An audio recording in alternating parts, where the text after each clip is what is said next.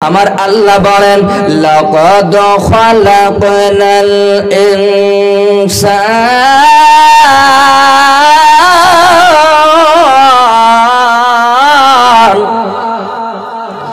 লাকাদ খালাকনাল ইনসানা ফি আহসানি তাকওয়িম। আল্লাহু আকবার। আল্লাহ বলে যে মানুষ তাদেরকে আমি আল্লাহ এত সুন্দরতমময় করে বানাইছি।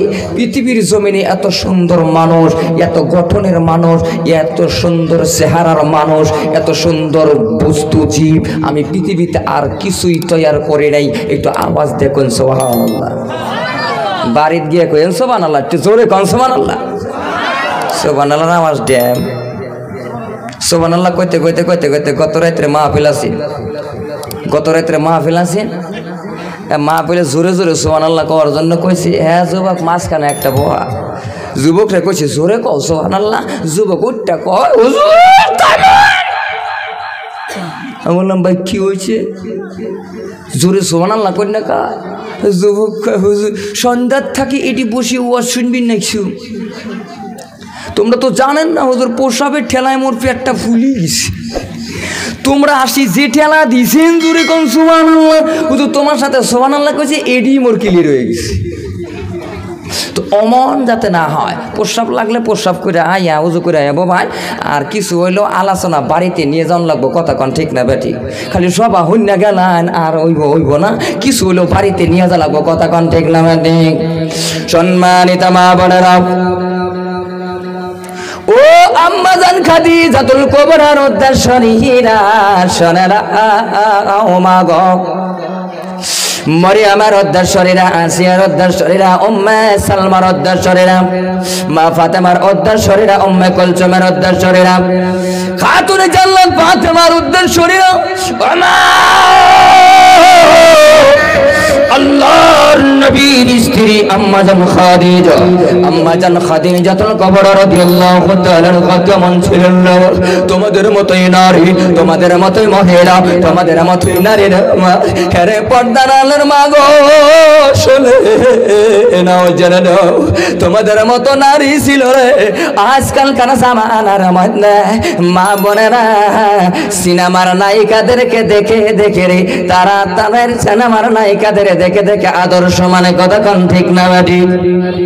সিনেমার নায়িকারা যে সাজগোজ করে সুনু পাউডার মাহে হেললে দেইকা, ওগুলা দেইকাই তো বর্তমানকার নারীরা বেহুশ হয়ে গেছে, কথা কোন ঠিক না বেটি? কথা কোন না ক ঠিক না? পর্দার আলের মা গো, আম্মা জান খাদিজা ও মা, আম্মা জান খাদিজাতুল কুবরা তোমাদের মতোই মেয়ে মানুষ, তোমাদের মতোই নারী, তোমাদের মতোই দেখতে মা, তোমাদের মধ্যে যা আছে আম্মা জান খাদিজাতুল কুবরার মধ্যে তাই ছিল।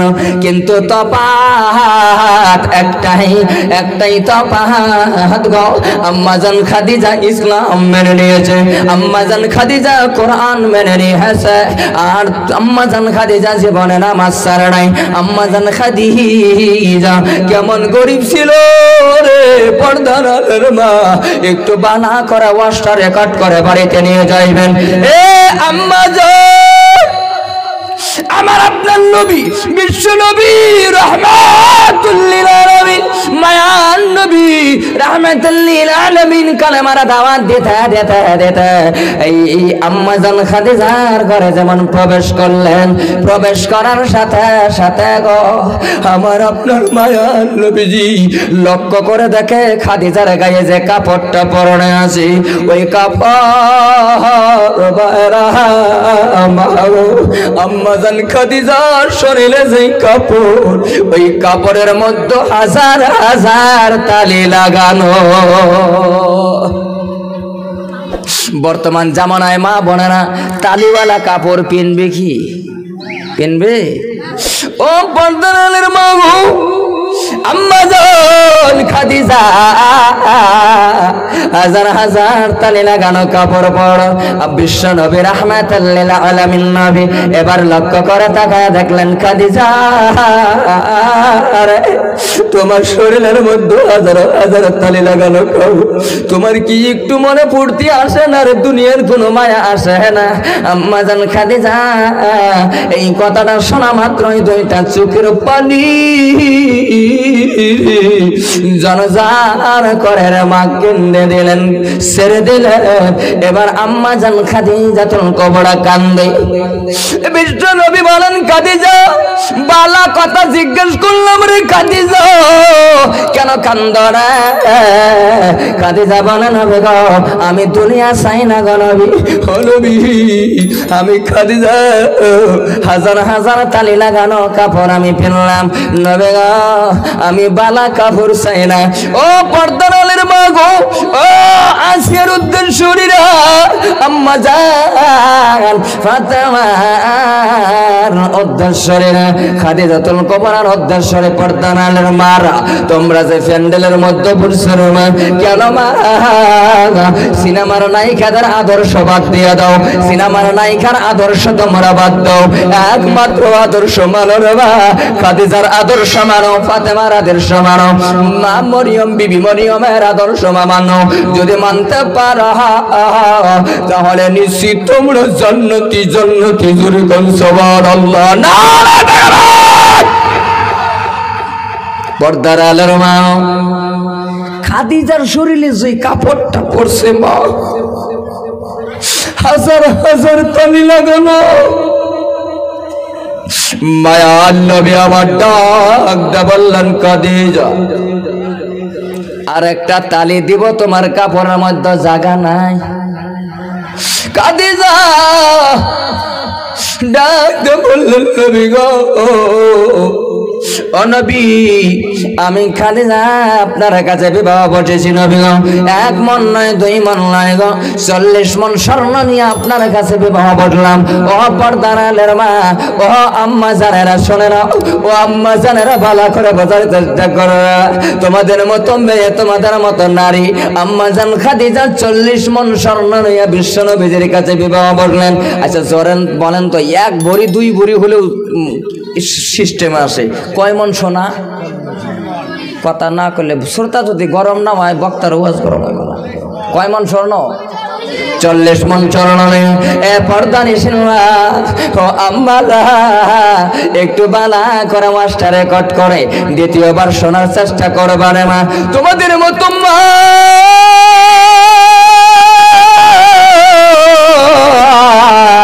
আম্মা জান খাদিজা গো 40 মন স্বর্ণ নিয়ে যখন নবীর কাছে বিবাহ করলেন, বসার লাগে লাগে গো নবী আমার বললেন খাদিজা এত স্বর্ণ দিয়ে আমি কি করব?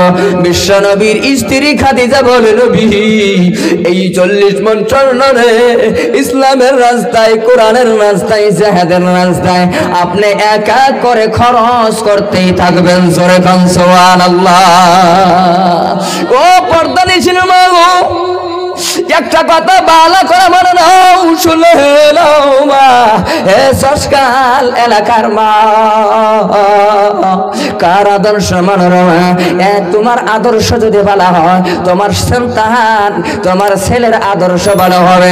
এই সসকাল অর্থ অঞ্চলের মধ্যে মা আমি প্রায় তোমার সন্তান একটা ছেলেকে আদর্শওয়ালা বানাও, আদর্শবান সন্তান বানাও।